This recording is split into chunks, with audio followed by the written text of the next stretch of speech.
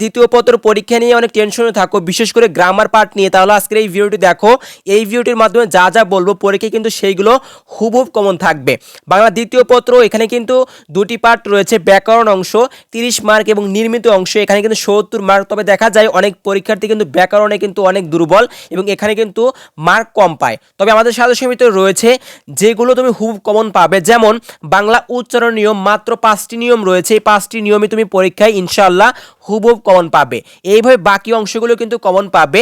এক কথায় বলতে গেলে ব্যাকরণে যে 30 মার্ক রয়েছে এর ভিতরে তুমি 25 মার্ক ইনশাআল্লাহ হুবহুব কমন থাকবে। এবং নির্মিত অংশে যা যা তুমি পাবে, নির্মিতে কিন্তু পারিভাষিক শব্দ রয়েছে এবং পারিভাষিক শব্দ কিন্তু অনেক পড়তে হয়। তবে আমাদের সাজেশনের ভিতরে রয়েছে মাত্র 30টি পারিভাষিক শব্দ, এই 30টি পারিভাষিক শব্দ মুখস্থ করলেই এখান থেকে কিন্তু তুমি কমন পাবে, হুবহুব থাকবে।